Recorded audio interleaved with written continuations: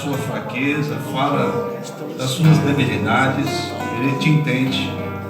Fala com você agradecido pelo que tem feito na tua vida. Fala com Ele o quanto Ele é bom para você e sua família. Fala com Ele como você ama Ele, porque você foi predestinado para essa hora e momento, e você o ama acima de qualquer circunstância. Oh meu Deus, meu Senhor, minha vida, meu Redentor, meu Rei, meu absoluto, como te agradeço, Pai, por minha vida, Pai.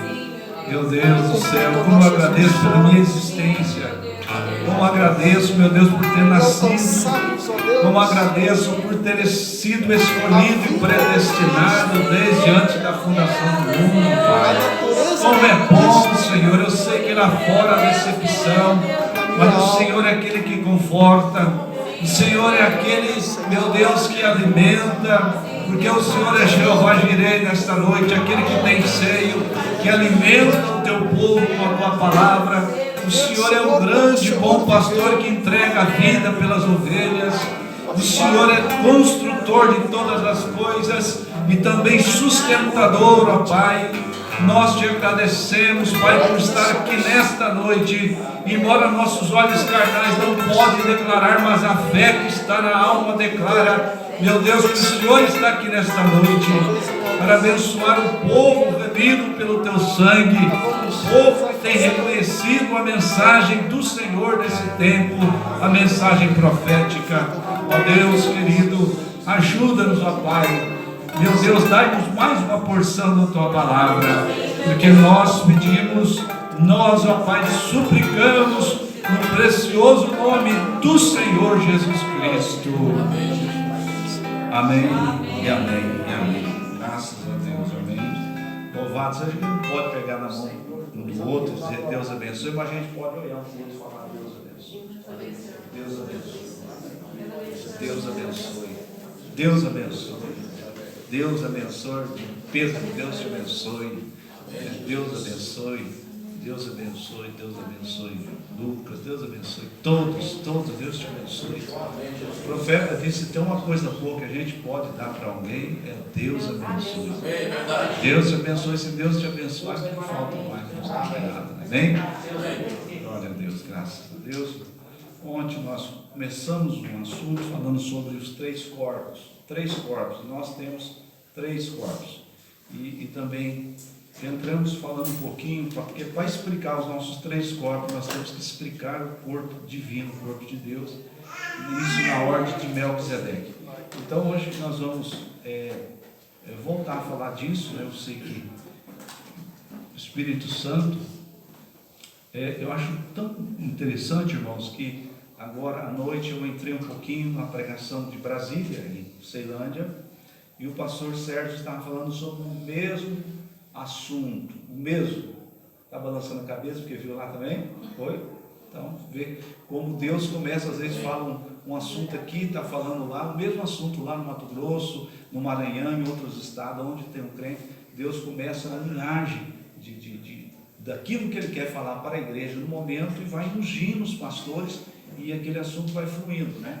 Então, por mais simples, porque muitas vezes aquilo que é simples para nós, porque Deus Ele explica as coisas com uma simplicidade muito grande para nós, para aqueles estudados, para os teólogos, para as pessoas de mente brilhante, é totalmente um mistério, né? Então, para nós, né, que tem, não tem assim, vamos dizer assim, tem muita gente que se diz de um QI muito avançado, mas isso aqui não é para pessoa de QI avançado, de uma mente brilhante, isso aqui é para aquele que Deus predestinou. Então, Jesus em sua oração disse: graças te dou, Pai, porque ocultaste as coisas dos sábios e também dos entendidos, mas revelaste aos pequeninos. Amém? Graças a Deus. E nós vamos tomar a Bíblia sem mais delongas. Eu quero ler junto com os irmãos 1 Tessalonicenses, no seu capítulo.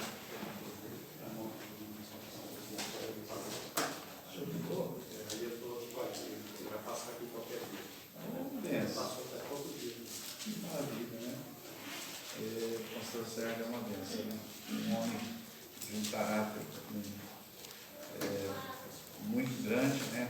posição que ele ocupa, né? Conhece o pastor Sérgio, a posição que ele ocupa, sendo um advogado lá dentro da Câmara de Deputados. Amém? Amém. 1 Tessalonicenses, quem achou? Amém. No seu capítulo 5,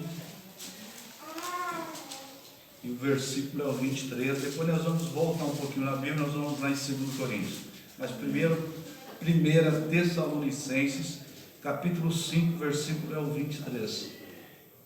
Amém? Quantos sabiam que nós temos 3 corpos? Quantos sabiam? 3 corpos. Quantos sabiam? Levante a mão assim. Eu sabia, pastor, que nós temos 3 corpos. Amém? Graças a Deus, né? Mas, é claro, nós vamos explicar isso dentro da Escritura e dentro da mensagem, né? Amém? Eu já posso adiantar para você que esse corpo aqui é o maiorzinho desse filho. Amém? Então, se esse aqui, você está gostando de viver nesse aqui, esse aqui é o maiorzinho, imagina o que vem pela frente, né? Amém? Posso ler a Bíblia? Amém. 1 Tessalonicenses 5, 23. E o mesmo Deus de paz vos santifique em tudo, em todo o vosso, vamos junto, espírito e alma e corpo sejam plenamente conservados e irrepreensíveis para a vinda de nosso Senhor Jesus Cristo. Agora vamos para 2 Coríntios. 2 Coríntios, capítulo 5. Eu queria que a igreja orasse para que Deus levantasse mais um pregador do nosso meio aqui. Amém? Para que a gente pudesse ter mais um pregador desse culto aqui. Tivesse um homem para nos ajudar, né? Um dom diferente. Para mim, eu acho que isso é riqueza para a igreja. Amém? Vamos orar nesse sentido, para que Deus levante mais um pregador do nosso meio. Quero dizer aos irmãos aqui que vocês, homens, podem pregar, né? Todos vocês aqui, a partir do momento que tem uma vida alinhada, vocês têm liberdade de pregar nesse culto. Todos que têm a sua vida. Se você tiver uma mensagem dentro do teu coração, você tem liberdade de vir pregar nesse culto aqui. Amém? Os irmãos entenderam? Entenderam? Tem liberdade. Aqui é a casa do Senhor e essa igreja não é minha, essa é do Senhor Jesus Cristo. Amém? Nós queremos dar liberdade para os dons, trabalhar aqui. Amém? Então posso ler aqui 2 Coríntios, não é 1 Coríntios, senão você vai se perder. 2 Coríntios, capítulo 5. Posso ler? Amém. Estão todos alinhados aí? 2 Coríntios, segunda carta do apóstolo São Paulo aos Coríntios. Porque sabemos que se a nossa casa terrestre, qual que é a sua casa terrestre? Não é aquela de alvenaria, aquela que você vai lá e tem telhado, não é, aquela não é sua casa terrestre, certo? A casa terrestre é isso aqui, esse corpo, tá? Esse que Paulo está falando aqui, ó. Porque sabemos que se a nossa casa terrestre desse tabernáculo se desfizer, o que é se desfazer? Né? É conhecer, vamos falar assim, embora isso não é a morte ainda, é conhecer o cemitério, né? Morrer, estar lá sepultado, né? Embora isso para o crente não é morte, porque morte quer dizer separação eterna de Deus. Então isso é um sono, né? Não está dormindo.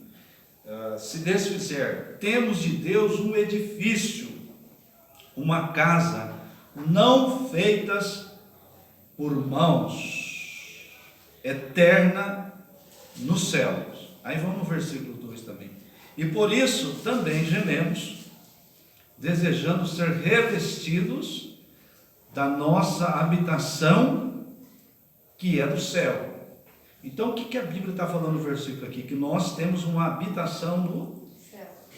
Em outras palavras, se esse corpo aqui se desfizer, você tem uma casa no céu. Amém? Amém. O nosso Deus acrescente as bênçãos, pode sentar. Bom, a primeira coisa que eu queria dizer para vocês, que talvez você tinha uma ideia igual a minha, e eu tinha essa ideia que eu vou falar agora. Quando você vai para Apocalipse 20, você vê a nova Jerusalém descendo do céu, né? É isso? A nova Jerusalém descendo do céu. E aí, então, essa nova Jerusalém, ela é adornada em ouro, né, muro de jaspe, e todas as demais coisas. Você sabe o que eu imaginava? Que era uma cidade, que nem Presidente Prudente, assim, que tinha um edifício, tinha uma casinha ali, tinha um prédio aqui, eu pensava isso aí. Eu só queria perguntar, quantos pensavam que nem eu? Se levante a mão. Boa maioria, né? Então, mas a Bíblia diz que essa nova Jerusalém era a esposa do Cordeiro. Então, o Cordeiro não pode ser esposo de uma cidade de alvenaria, alguma coisa nesse sentido, né? Então, eu quero ler logo uma mensagem aqui, antes de formar uma base, né? O pregador tem sempre essa coisa, querer formar uma base, né? Formar uma base na mensagem. O irmão Brana fala nessa mensagem, companheirismo através de redenção. Quem tem essa mensagem? Não tem? Mas tudo bem, eu tenho duas. Depois, se você quiser uma, mas só tenho realmente duas, eu te dou uma. Bom, no parágrafo 109, ele diz assim, ó: nunca criei que o céu fosse um lugar onde há um monte de edifícios, aonde um punhado de casas ali em cima, feitas com argamassa, revestida com papel, pintura de parede. Nunca criei que um ser sobrenatural teria que viver literalmente em uma casa. Creio que quando Jesus falou em João 14, na casa de meu pai há muitas moradas, ele quis dizer um corpo, um lugar para habitar. Pois as Escrituras comprovam a mesma coisa e dizem: se esse tabernáculo terrestre se desfizer, já tem um esperando. Você vê isso? Amém. Amém. Seres mortais são os únicos que vivem em habitações mortais. Seres imortais vivem em habitações imortais. Então, o lugar para onde vamos, até retornarmos, não é um lugar de tijolo, argamassa e barro, ou pedras preciosas, ou joias, né, que eu falo, ouro e tudo mais. Isso aí quer dizer virtudes. Então, fala muro, muro de jaspe, isso aí são virtude da esposa do Cordeiro. É um lugar, é uma condição, pois saímos dessa dimensão em que vivemos para outra dimensão. É uma casa, um tabernáculo, um lugar para habitar. Jesus disse: destrua esse templo e eu levantarei em 3 dias. E eles pensam que ele estava falando do templo de Salomão, mas ele estava falando do seu próprio corpo. Amém? Amém? Amém. Louvado seja Deus. Então veja bem, irmão. Então esse corpo terrestre aqui, ele foi criado em Gênesis capítulo 1, melhor. Primeiro eu vou falar sobre o corpo terrestre mesmo. Esse corpo terrestre que nós temos aqui, que ele é formado de 16 elementos, né? Quantos sabiam disso? 16 elementos? Amém. Esses 16 elementos, nós temos zinco, fósforo, petróleo, até petróleo tem no teu corpo, né? Como eu estava falando ontem. Por isso que quando há um incêndio, um automóvel, alguma coisa assim, que o corpo da pessoa pega fogo e fica pequenininho, porque o nosso corpo pega fogo. Porque até petróleo tem nesse corpo seu. E o nosso corpo, a composição dele praticamente é como a composição da terra. 70 e tantos por cento de água e 20 e poucos por cento de terra. Isso é a terra. E o nosso corpo é praticamente a mesma coisa, né? Então, por isso, esse corpo nosso, ele tem todos esses 16 elementos aí, fosfato, e assim vai, né? Então, eu não lembraria aqui os 16 elementos, mas são exatamente 16 elementos que formam esse corpo seu aí. Então, esse corpo nosso aqui, ele foi formado em Gênesis capítulo 2, certo? Quando o Senhor pega o barro e faz Adão com barro, certo? E esse barro, Gênesis capítulo 2, versículo 7, Deus pega o barro e faz Adão. E quando ele faz Adão, ele sopra nas suas narinas o fôlego de vida. Isso aí é o Espírito. Aí está Adão. Veja? Mas o homem espiritual, veja, o homem espiritual é formado em Gênesis capítulo 1, versículo 27. Quando ele diz assim: e façamos o homem a nossa imagem e semelhança. Agora, para nós entender este homem que Deus fez, o profeta, ele convida nós para ir lá, antes de tudo, lá na eternidade, para nós entender este homem que Deus disse: façamos o homem a nossa imagem e semelhança. E o profeta diz que, veja, lá na eternidade ele era a grande fonte de amor, o grande espírito de sabedoria, veja, de paz. Esse era o grande espírito, só existia ele ali. Você sabe que o espírito ninguém pode ver, está certo isso? Amém. Mensagem de pergunta e resposta sobre Gênesis. Ele diz que a primeira criação dele foi o Hello. Esse Hello, chamado pelos estudantes da Bíblia de Logos, ou como queira, teofania. A palavra teofania, a palavra tel, quer dizer Deus, fania, aparecer, Deus aparecendo. Teofania é Deus aparecendo, ou nós podemos chamar de Logos, ou a coluna de fogo, ou o anjo do pacto. Tudo isso é a mesma coisa. Então, nós vamos ler isso na mensagem. Então, a primeira criação de Deus, a mensagem de pergunta e resposta sobre Gênesis, o irmão Branda disse que a primeira coisa, ele disse: haja luz. Houve uma luz ali. O Filho aparece ali, aquela bola de fogo, veja, e aquilo era a sua teofania. O que ele estava fazendo? Ele estava criando um corpo palavra. Por quê? Corpo palavra. Quando a gente fala de palavra, a gente fica imaginando que palavras são isso que está escrito aqui apenas, ou então palavra é somente isso que está escrito na sua Bíblia. Mas o que é palavra? Palavra, o profeta diz que é um pensamento expressado, né? Como eu disse ontem, o engenheiro, ele quer fazer um edifício, a primeira coisa que ele tem que estar o quê? Em sua mente.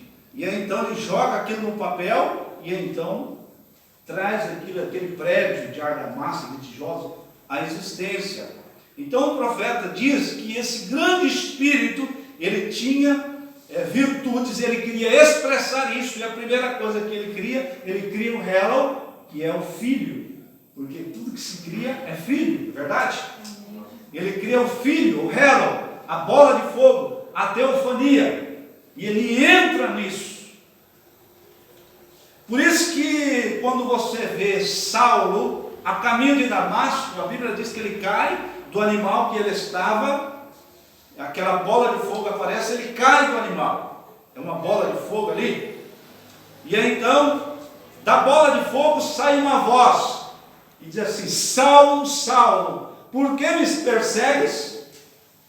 E então, veja o que Saulo diz: quem és tu, Senhor? E o que a resposta da bola de fogo é o quê? Eu sou Jesus a quem tu persegues. Então esse Jesus ali, bola de fogo, não era a sua manifestação em carne, mas era a sua manifestação, coluna de fogo, que foi criado aonde? Foi criado lá na eternidade. Bem, profeta, essa grande fonte de sabedoria cria o Hello. É nisso que nós vamos entendendo a segunda vinda de Cristo. Você não entende a segunda vinda de Cristo se você não entender a manifestação de Deus em morfe. O que é a manifestação de Deus em morfe? É como que se ele tivesse um teatro aqui, e de repente ele ia lá atrás da cortina e voltasse como um mocinho. E ele saía de cena como um mocinho, atrás da cortina e voltava como um velho. Veja, mudando a sua forma. Isso é Deus em morfe, mudando a sua forma. Por isso que aqueles dois discípulos no caminho de Emaús, quando Jesus se aproximou-se dele e começou a conversar com aqueles dois, eles não sabiam quem era.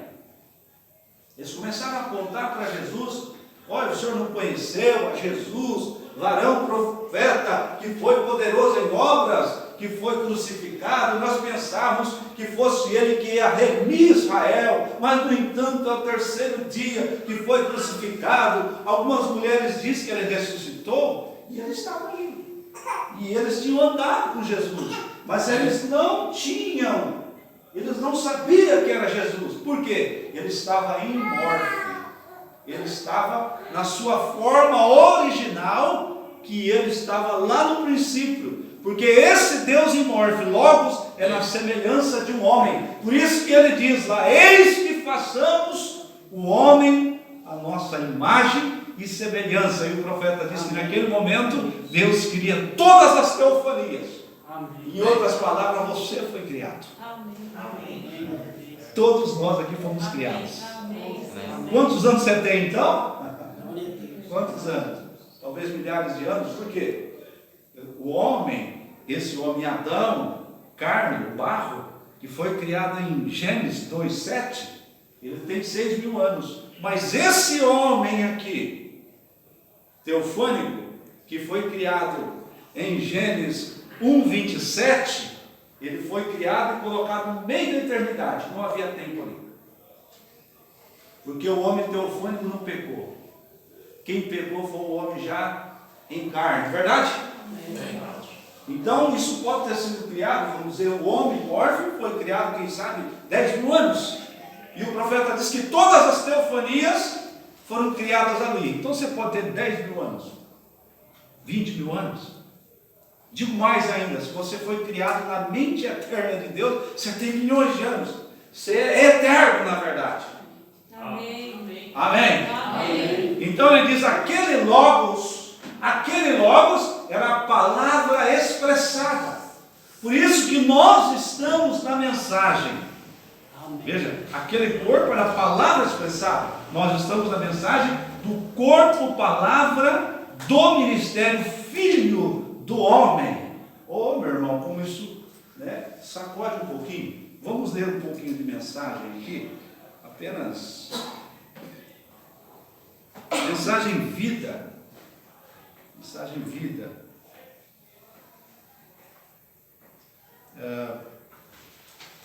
Nosso profeta, ele recebia isso. Espera aí um pouquinho, deixa eu adiantar um pouquinho, depois eu volto para essa mensagem vida aqui. Quem é esse Melquisedeque? Sabe aquele Melquisedeque? Aquele que apareceu a Abraão? Aquele que tomou o dízimo de Abraão? Aquele que tomou o dízimo de Abraão quando Abraão vinha da matança dos reis? Quem é esse Melquisedeque? Eu ouvi um pregador presbiteriano dizer que esse Melquisedeque, ele era um homem que vivia naquele tempo lá e que cuidava de uma cidade chamada Salém, naquele tempo lá. Mas será que é isso que diz a Bíblia? Não. Veja bem, Lombrana, nessa mensagem aqui, quem é esse Melquisedeque? Ele podia, Lombrana, ter a mesma visão que esse homem tinha, se não fosse a abertura dos seus. Da mensagem, quem é esse Melquisedeque, parágrafo 30, ele diz assim: pense nessa grande pessoa, em quem grande homem deve ser. E agora pergunta: quem é este homem? Teólogos têm dito diferentes, porém, desde abrir dos 7 selos, o livro misterioso, que tem sido misterioso para nós, segundo Apocalipse capítulo 10, do versículo 1 ao 7, todos os mistérios que estão escritos neste livro, que tem estado escondido abaixo durante a era dos reformadores, têm de serem declarados pelo anjo da última era da igreja. Quantos sabem que isso é correto, que é verdade? Tem que serem trazidos, todos os mistérios do livro misterioso devem ser revelados pelo mensageiro de Laodiceia, da era de Laodiceia. Então, Lombrana fala assim, até sobre quem é esse Melquisedeque, esse homem que aparece para Abraão. Abraão vinha da matança dos reis, certo? De briga, de luta, de guerra. E quando ele vem, esse homem aparece. E o profeta diz: era um homem teofânico. Esse homem nós vamos ele encontrar em Hebreus capítulo 7. Se você tiver com a tua Bíblia, pega aí que nós vamos ler junto. Hebreus capítulo 7. Depois nós voltamos para onde nós, fazendo aqui um movimento. Hebreus capítulo 7. Porque eu volto a dizer, para nós entender o nosso corpo teofânico, nós temos que entender como é o corpo de Deus. Não tem como eu entender como é este corpo que está preparado para mim, se eu não entender o corpo de Deus, já que foi Ele que criou. Veja, essa é a coisa. E nisso nós entendemos a segunda vida. Entendemos a segunda vida através desse corpo teofânico. Porque o que aparece no ano de 63 não foi corpo físico, foi um corpo teofânico. Foi um corpo, palavra, do ministério do Filho do homem, cumprindo São Lucas 17,30, que era uma promessa para nós. Vamos ler. Porque esse Melquisedeque, que era rei de Salém, e sacerdote do Deus Altíssimo, e que saiu ao encontro de Abraão, quando ele regressava da matança dos reis, e o abençoou, a quem também Abraão deu dízimo de tudo, e primeiramente por interpretação, rei de justiça, e depois também rei de Salém, que é o rei de paz, sem pai, sem mãe, sem genealogia, não tendo princípio de dias, nem fim de vida, mas sendo feito semelhante ao Filho de Deus, permanece sacerdote para sempre. Amém. Considerai, pois quão grande era este a quem até o patriarca Abraão deu dízimo dos despojos. E os que dentre o filho de Levi receberam o sacerdócio, têm ordem segundo a lei de tomar o dízimo do povo, isto é, de que seus irmãos ainda que tenham descendido de Abraão, mas aquele cuja genealogia não é contada entre eles, tomou o dízimo de Abraão e abençoou o que tinha as promessas. Ora, sem contradição alguma, o menor abençoado pelo maior. E aqui certamente tomam dízimo homens que morrem. Ali, porém, aquele de quem testifique vive, para que assim dizer, por meio de Abraão até Levi, que recebe dízimo, pagou dízimo, porque ainda ele estava nos lombos do seu pai, como Melquisedeque lhe saiu ao encontro. De sorte que se a perfeição fosse pelo sacerdócio levítico, presta atenção nisso, de sorte que se a perfeição fosse pelo sacerdócio levítico, porque sobre ele o povo recebeu a lei, que necessidade havia logo de que outro sacerdote se levantasse segundo a ordem de Melquisedeque, e não fosse chamado segundo a ordem de Arão. Então, quero explicar isso um pouco para vocês. Então, veja bem, essa ordem de Melquisedeque, sacerdócio eterno. Então, na instituição do sacerdócio, então nós sabemos que Jacó teve 12 filhos. 12 filhos, um desses filhos, então um desses filhos chamava Levi. E a determinação de Deus que da tribo de Levi que saísse sacerdócio, que saíssem sacerdotes, eram homens que eram preparados para o trabalho do templo. Eles preparavam animais para o templo, guardavam, alimentavam os animais. Eles tinham esse trabalho de cuidar do sacerdócio do templo. E uma vez, apenas por ano, eles faziam como que um sorteio, e um daqueles sacerdotes da tribo de Levi podia entrar lá no templo, no lugar santo do santo, e oferecer sacrifício, com sacrifício ali onde estava a arca do Senhor, os 2 anjos, os 2 querubins. Veja onde estava a vara de Arão que floresceu, as tábuas do mandamento. Ele podia entrar naquele lugar, atrás do véu, aonde estava a habitação de Deus, e oferecer sacrifício. Mas todo esse processo, que não era um processo simples, porque um homem sacerdote, veja, que era escolhido, ele passava a ser sumo sacerdote uma vez por ano, sumo sacerdote para oferecer sacrifício atrás do véu. Era uma vez por ano. E se ele tivesse em pecado, ele entrasse ali dentro, ele morria ali dentro, porque Deus não suporta pecado. Veja, então o que eles faziam? Um cadáver não podia ficar na presença de Deus.